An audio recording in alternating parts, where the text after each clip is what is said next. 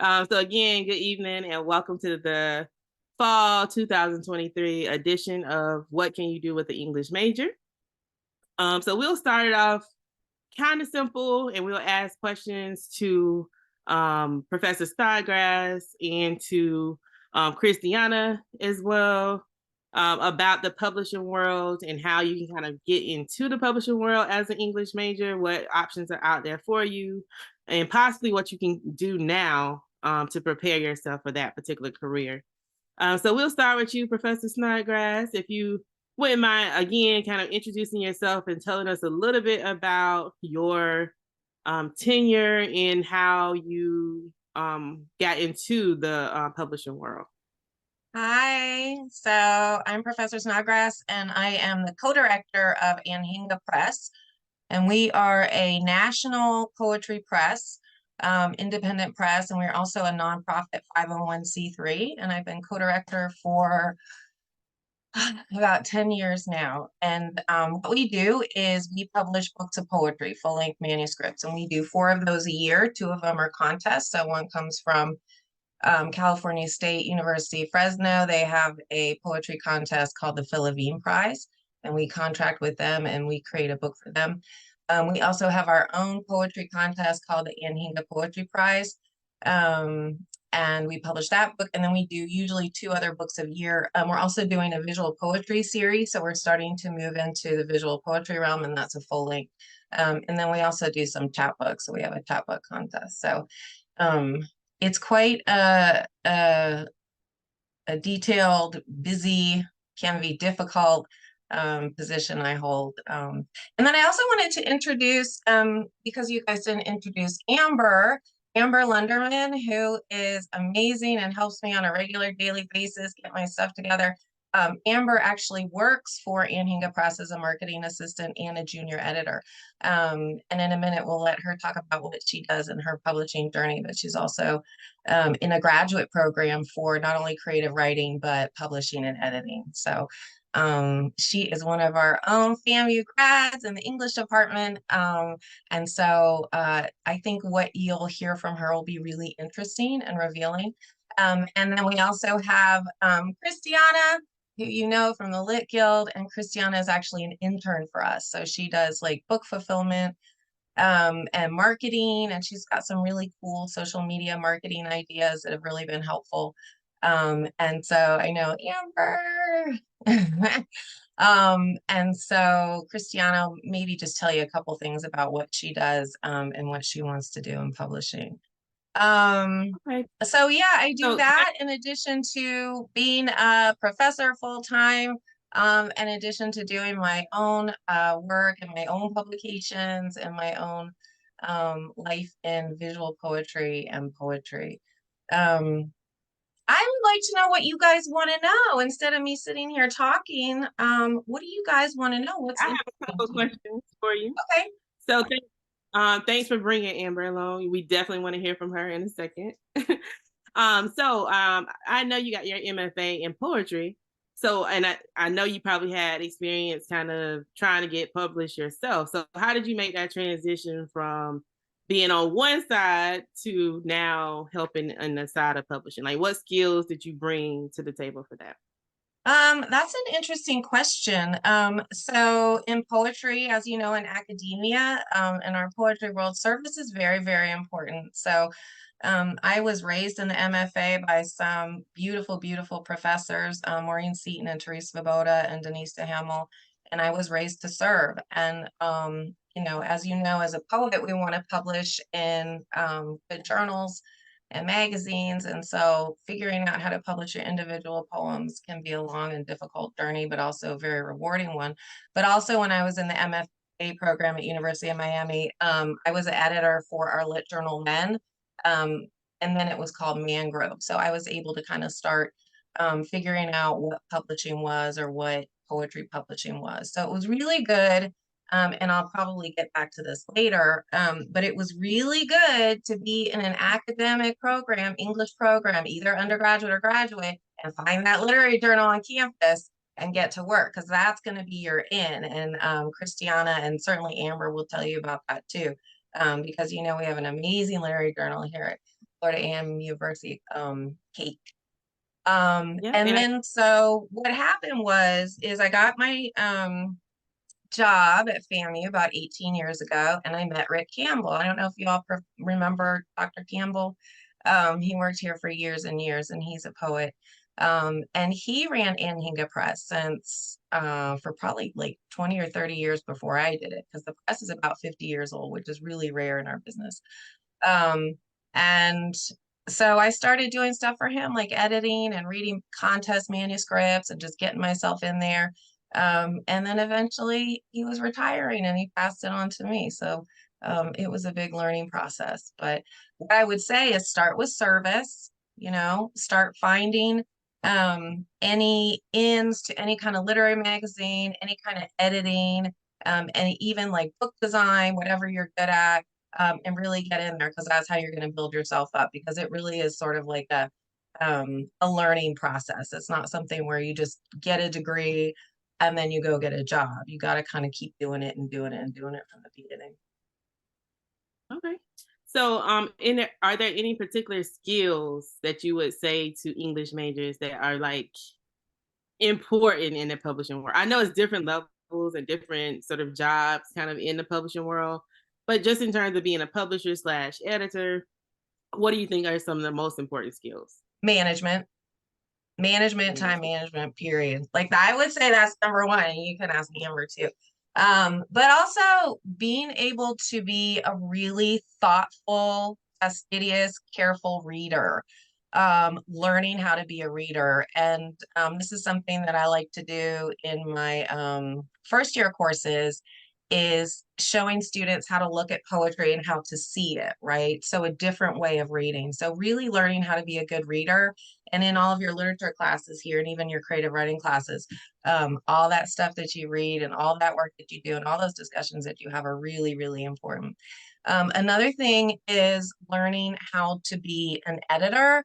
And that could just be, when you revise all of your writing here at the university. And if you're one of those who, like, people ask you, can you look over my paper before I turn it in? Can you look over my essay?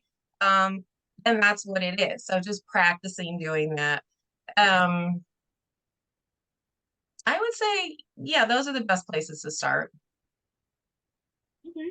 Let's get Amber in here too. Amber, when you started working with Anhinga Press, what did you find in terms of how you use your English degree within that setting? First of all, hi. Thank you for having me. It's good to be back among FAMU people.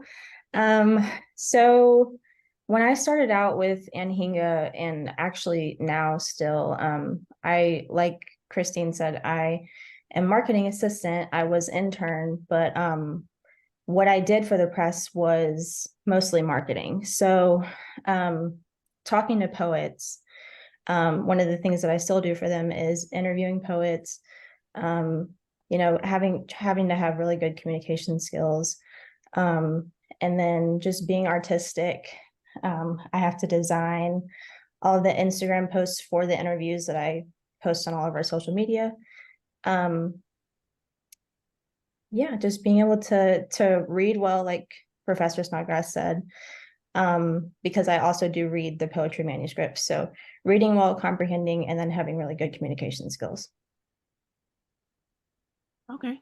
So did you ever feel like you were missing something because you weren't necessarily a marketing major, or do you feel like you were prepared to step into your role?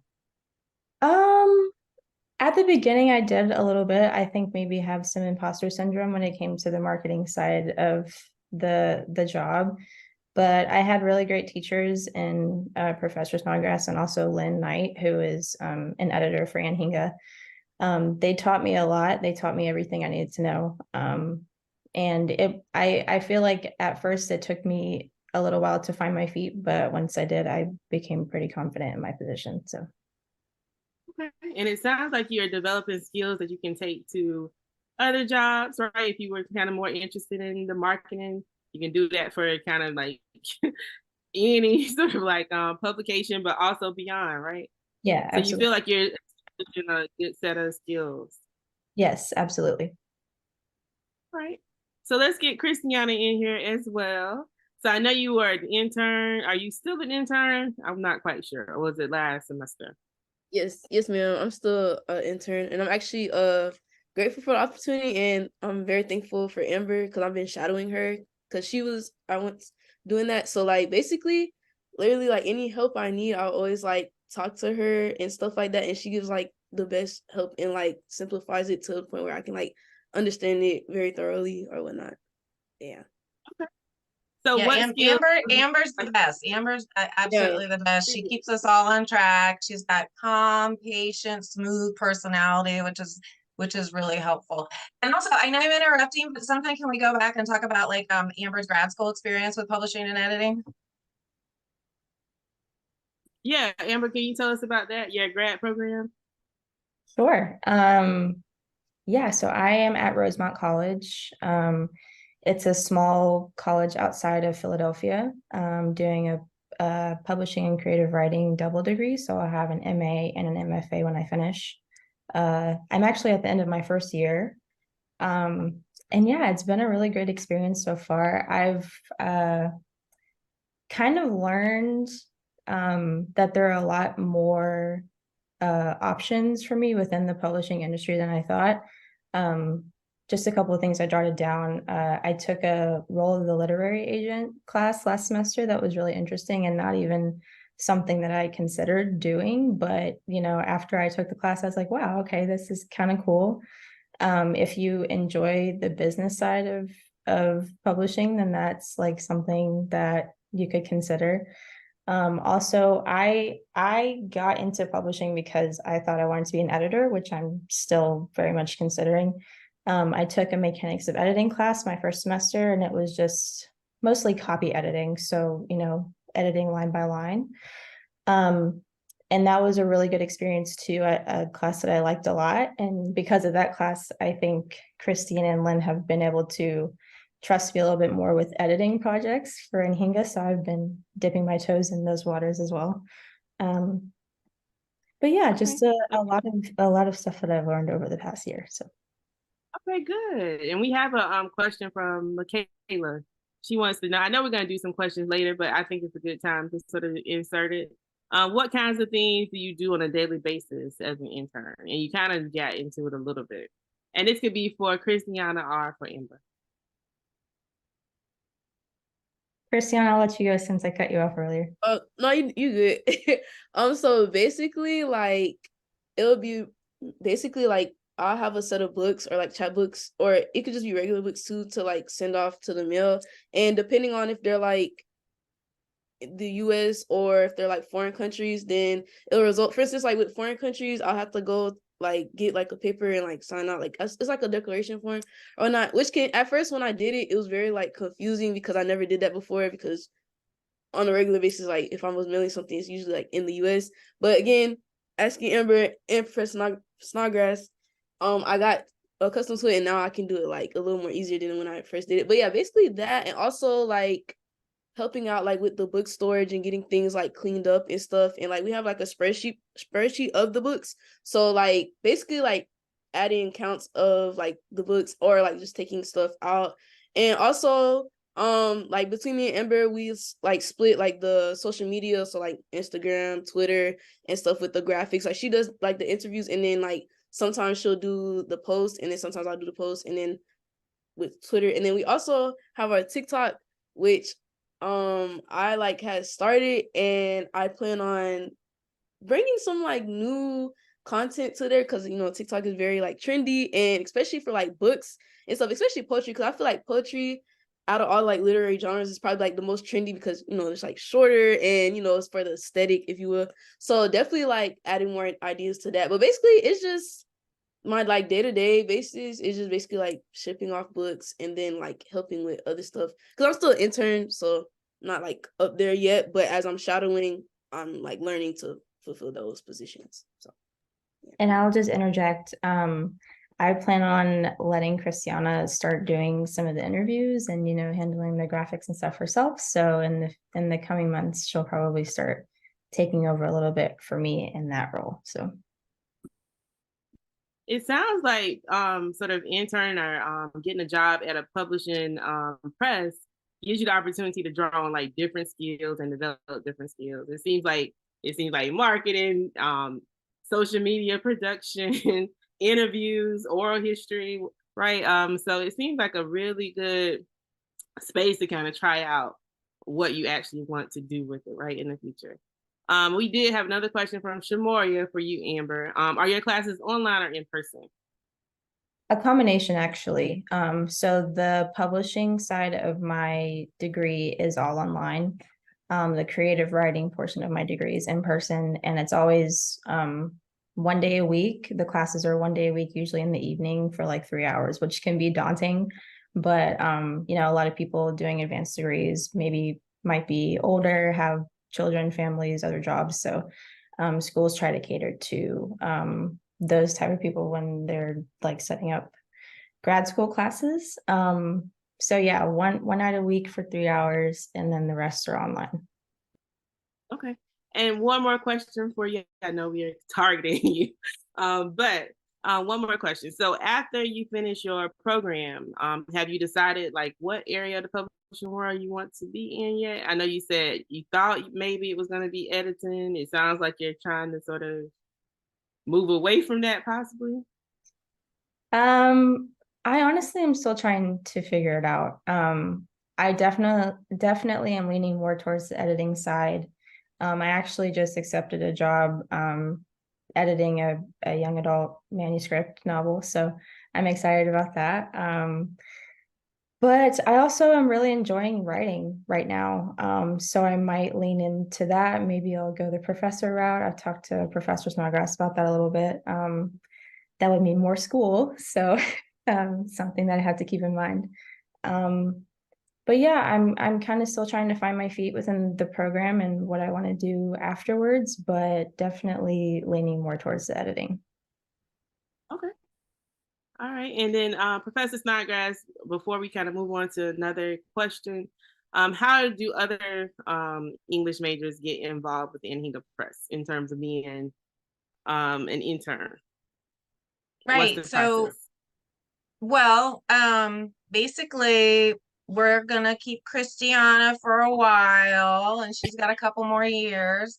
But when we need another intern, I mean, I'm gonna pull interns for the press straight from the Department of English every time. So, when it gets to the point where we need another intern, I'll probably come to you guys at the Literary Guild or the English department to say, hey, is somebody interested in this? And take them on. It is a paid internship. It's not a ton of money, but it is a paid internship. And then so Amber moved from intern to marketing assistant and now junior editor. And so depending on what Christiana does, maybe we could find something for her. But yeah, I'm going to pull definitely directly from the Department of English next time we need an intern. I would recommend again to work on Cake. I know that they were taking applications for editors. And so that's like a really great place to start. If I see that you've already done some poetry editing or working on a journal at all, that's going to help me like say, okay, they really want to, intern now at this national level press. That's how I got my start with Anhinga. I was a student editor for Cake. I want to say 2020. And then through that, since Professor Snodgrass was also working on Cake, we kind of started talking, and she mentioned that they were looking for an intern. So, Okay. And Professor Snodgrass, do you know of any other opportunities in Tallahassee area for our majors to possibly get some experience with it? For publishing and editing, I don't know. I'd have to think about that. Yeah, I would just start with like campus stuff. I don't know. I'll have to think about that. I mean, as far as I know, we're the only like national level press and that's located or based in Tallahassee. But there's lots of poetry opportunities, right? So you could make your own poetry group or do even voices on campus or like Christiana and I have been talking about, she's got a poetry book she wants to publish. So I can help her do that, get your stuff out. So once you start, I know, yay. you know, once you start getting into poetry and writing and start looking for places to publish, you know, also think about just making your own little chapbook. You can do it yourself, you know, and now with Ingram Spark and Amazon Online, you can like literally make your own book. You just need an ISBN, which, you know, you can work on, and upload it and have it sold on Amazon. So I would just say, you know, get into every poetry, you know, fiction writing, um, editing group, poetry group that you can, and move from there. Okay. Well, thank you guys for talking about the publishing world and how our majors can get involved with it. We're going to go ahead and move to Dr. Mitchell. And she's going to talk to us a little bit about her grad school experience, and then which includes her being a Fulbright scholar. And then she can talk about how the Fulbright scholarship program can also, how you can sort of build your resume, get a Fulbright scholarship in the future, right? Yeah. So yeah. Good evening. Thank you so much for inviting me. I will be at the Study Abroad Fair too. So tomorrow. So, you know, definitely come back and I can maybe talk to you individually about what your goals are and how you can make all of this make sense and maybe explore some other options. The biggest thing is exposure to new environments. That's what I was hearing from Professor Snodgrass and even from Amber's experience. So good to hear your growth even now after just a little time, but that goes to show when you change your environment, so you try new things. And grad school can be one of those spaces where you can explore those new things, because that's what happened for me. I'm going to give you the sanitized version of my experience because it was a very unique experience for me, but I think there is some story there for you that you can pick up. I was working in the writing center. So for me, the writing center was like my internship. I was able to really cut my teeth in all kinds of things and a whole discipline that I didn't know existed. And so I was able to, I was trusted to first come and tutor. So, you know, Dr. Yan, who's our department chair, was the director of the Writing Center at the time. And I didn't know it was a new space. I was a new English major and just trying to find my way. And I was very insecure. I don't know if any of you have been there where you're like, I don't want anybody to read my writing. I'm not just, I just want to learn. I was like, I just want to learn. That's what I was trying to do. So I wanted to kind of melt in the background and just consume everything, because I just felt like there were just so many things I didn't know. And so what ended up happening is that I was in Dr. Yan's class, and she saw something I didn't see in my writing and my voice and my ability to share and think through my writing. And I actually changed my major from business to English to be a writer, not to be a professor. Fun fact. And so we had a track where you could do creative writing at the time. So that's the track I was on. But then they changed it before I graduated. So I ended up being shuffled to English literature. So anyway, so I got a chance to explore some of those, diverse writing and that close reading and that communal writing in the Writing Center. And I just really shadowed Dr. Yan and some of the other tutors. It was just a handful of us, and ended up actually being trusted to create policies. And I had never done it before, but it was based on a need. You know, students were doing things that didn't make sense for the learning we wanted to happen. So we created policies. And so I was trusted to do that. And then I was trusted to create programs. I knew nothing about that. And I didn't know that it would matter so much in my future. Had no plan for that, but I was open, I was curious. And so I invite you to be very curious about this place. Think of your undergrad experience kind of like a sandbox where you get to play a lot if you don't expose yourself to some of these other spaces, I think you might clip your wings a bit. You know, if you're only stuck, like, I only do this thing, this is the only thing I do, then you miss the purpose of that broad knowledge that you're supposed to be getting as a bachelor's of arts, right?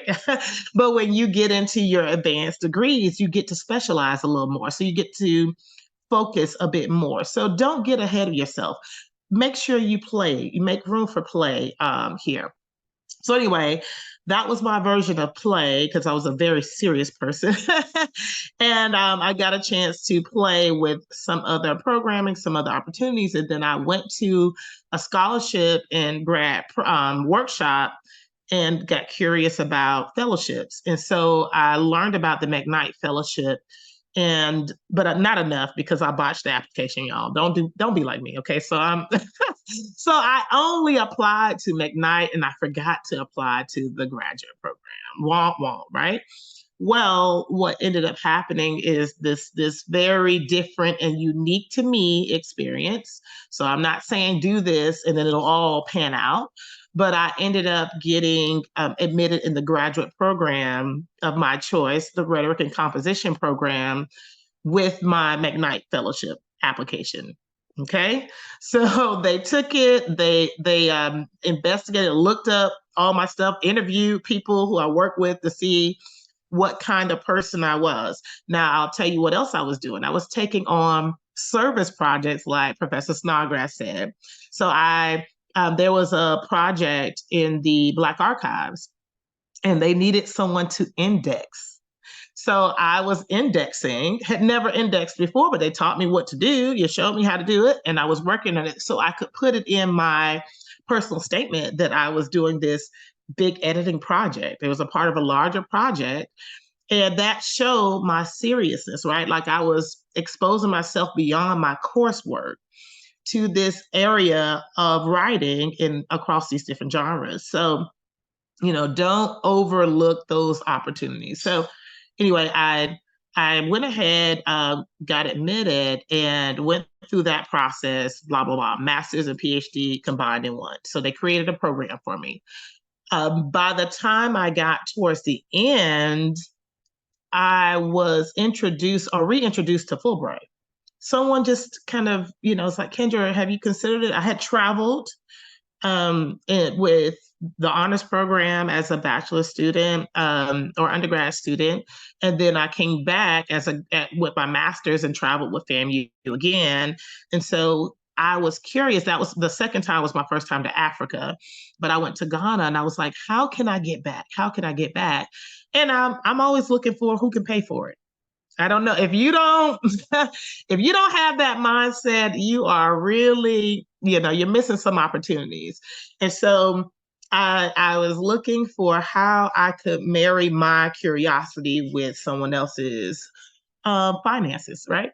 And this program seemed pretty interesting. And so I put my back into that, and I decided to pursue an English teaching assistantship. So the thing with Fulbright is that there are different ways to win a Fulbright, and you have to really think through which one might work best for you. So I was finishing up my PhD, so I did not want to do another research project, right? Because I was already finishing up my research, but I knew I had this other experience of writing and tutoring students. I was like, yeah, I can do that with my eyes closed. So if you want to see that, sure. And I had some teaching experience as a grad assistant or grad teaching assistant. So I did that. I applied. And one thing I will say is that as an English major, you have an advantage of storytelling. These applications are looking for great stories. That's great stories of exceptional work and exceptional impact. And so I told a really great story, and that year it was competitive enough to win. So it's a national, to introduce you to Fulbright. Fulbright is our nation's top international exchange program. It is our flagship program. It's the thing that sets students apart. If you have Fulbright scholar or Fulbright awardee, grantee on your application, it really does give you a cutting edge. If you're applying for a graduate program, you need a bachelor's degree. So in your junior, senior year is when you will be applying for that. And the way to get to that is to actually, I don't know if I have any sophomores in the room, but your sophomore year, you would want to look at the Gilman scholarship. That's a way to actually take courses abroad, right? And you just tell your story, and I think it's needs-based. And then from there, you have this experience of cultural competency, right? But do you have to have that to win? No, because I didn't have that. I was able to tell how I was culturally competent and independent enough, an independent thinker, while someone who could think collectively and think with empathy. I was able to share those stories of when I did that and when it changed me, and I was able to positively impact other environments.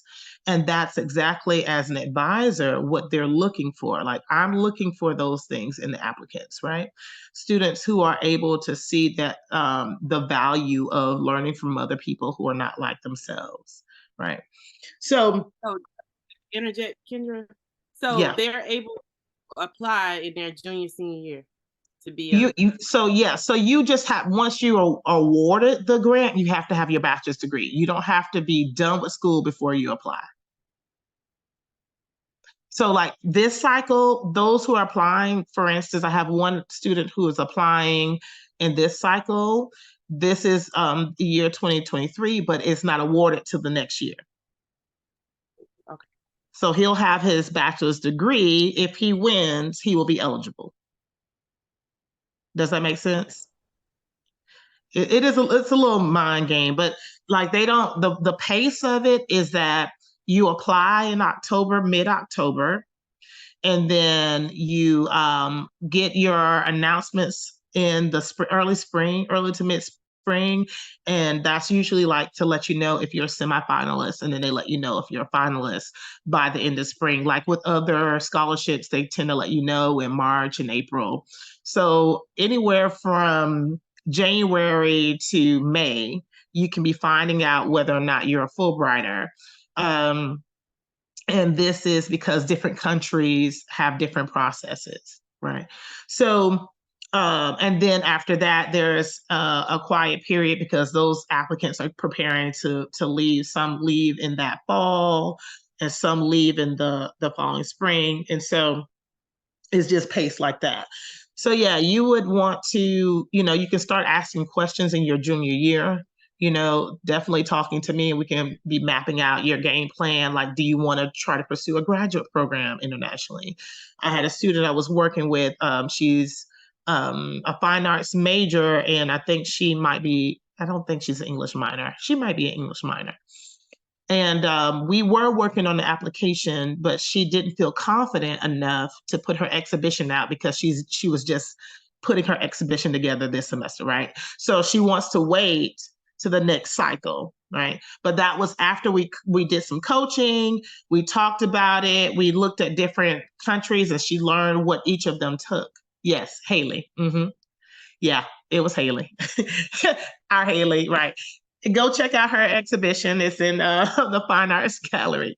But yeah, so we worked on it though from May until August, September, right?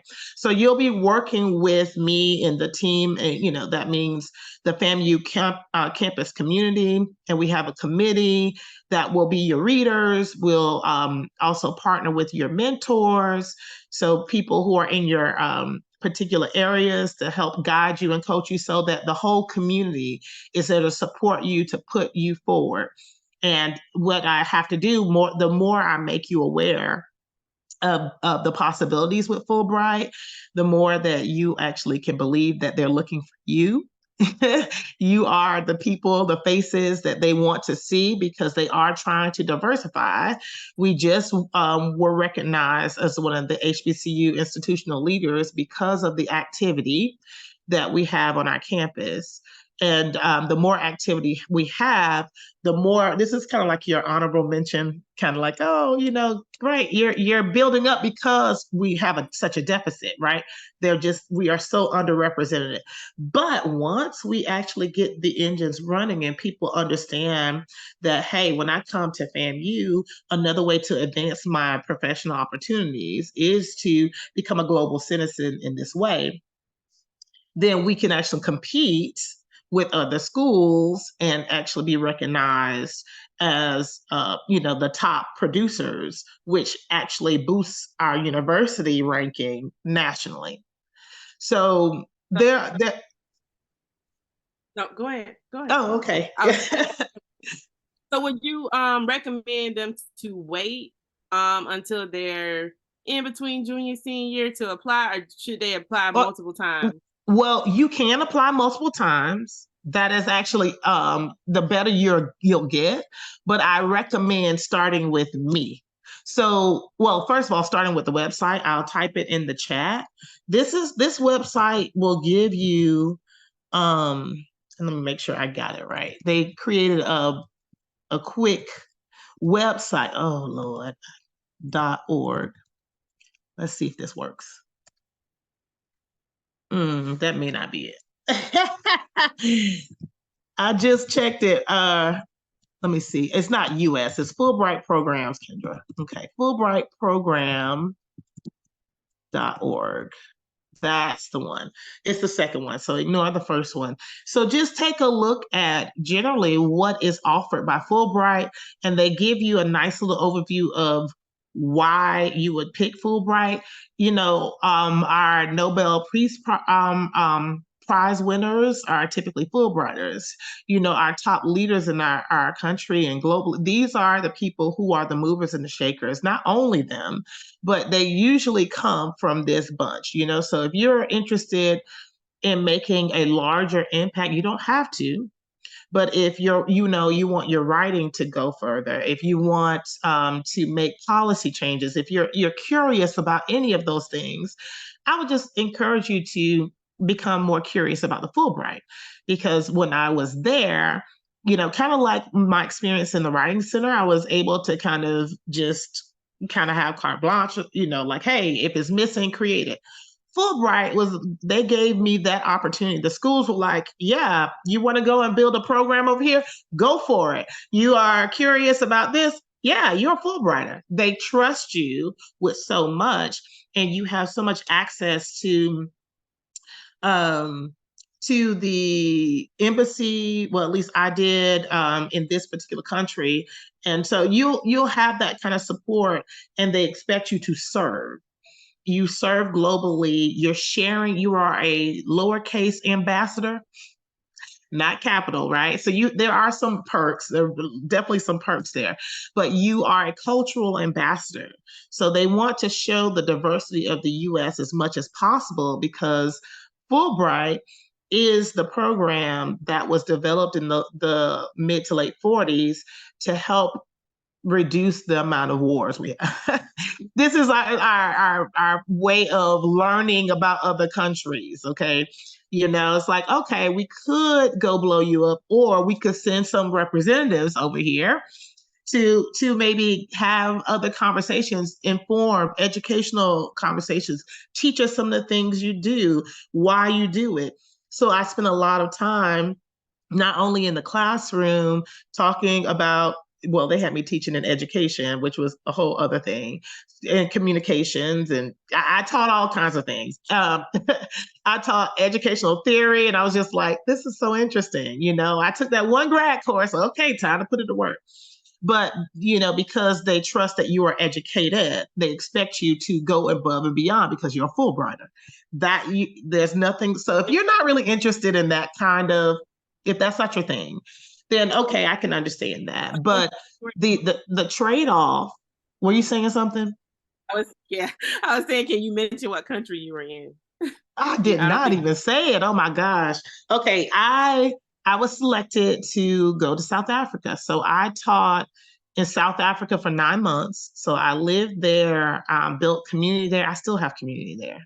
In fact, the university calls on me from time to time to review things, to give them feedback, to edit. I was their editor for the PhDs. They had to publish, and these were, of course, multilinguals and translinguals. And that was where my research was. So they saw that and they were like, yeah, we could use that. And so I edited their work before they can finish their PhD. They had to have a published article.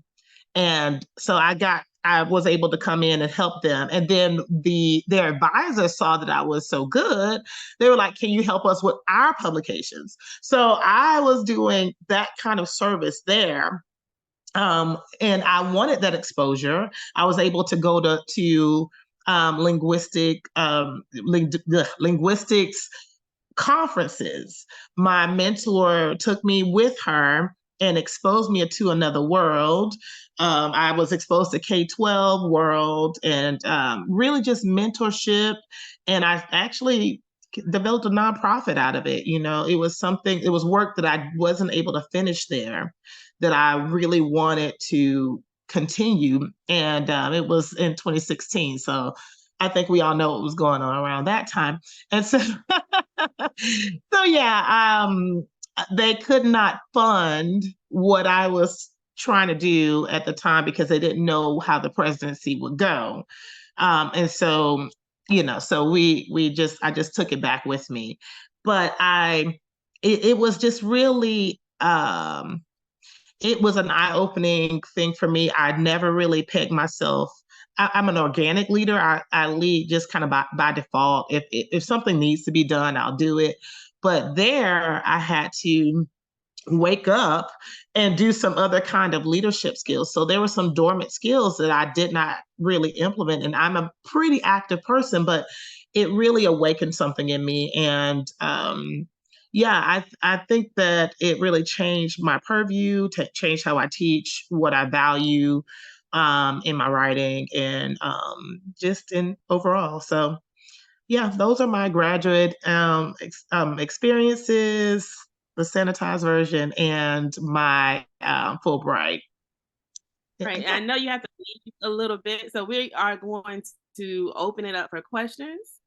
So either questions for Dr. Mitchell, I did do that. Press, any of those persons, you can ask questions if you have any at this time.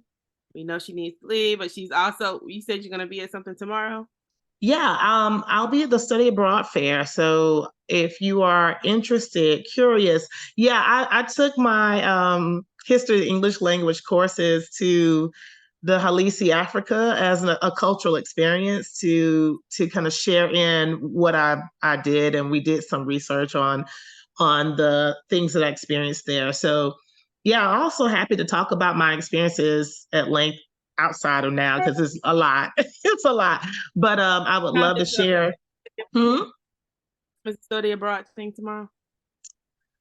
9 o'clock. I think it's from 9 to 10. And where? Did they send out something about it? Frank, I'm not fooling with you. Don't worry about that. I think it was from 11 to 3 is what I saw on the flyer. Because okay, go ahead. Okay, yeah, it's 11 to 3 then. I don't know what it said. Maybe I'm supposed to be there, but girl, yeah. Listen to them. Listen to them. Well, they have lunch built in at noon, and then so free food. All right, any questions for anybody? I see somebody's hand up. I don't know who it is. Let's see. Oh, that was Frank. Okay. Yeah. You still had a question, Frank, or you just were interjecting? No, that answered my question. Thank you. Okay. Any other questions for our panelists?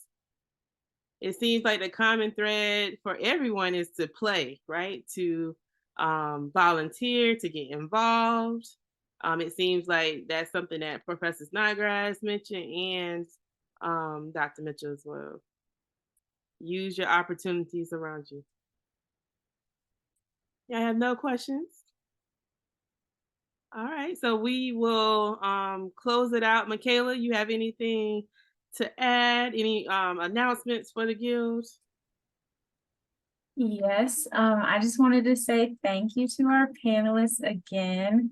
I know I really appreciated all of your insight and advice.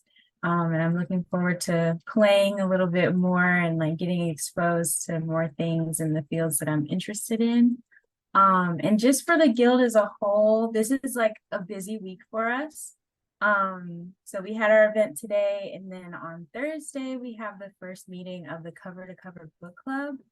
And if you're following the Instagram or if you are in the group me, then you should have received some announcements and correspondence about that already. And then next Tuesday, I'm looking at my calendar. Next Tuesday, we have movie night with the guild in the Writing Center at 7 p.m. and we're watching They Cloned Tyrone, and I believe the director is Jewel Taylor. So it's a big thing. Everybody loves it. I haven't seen it yet. I'm watching it for the first time with everybody else. But I've heard great reviews and I'm excited for the conversation about that. And that is all. I just want to say thank you again and have a great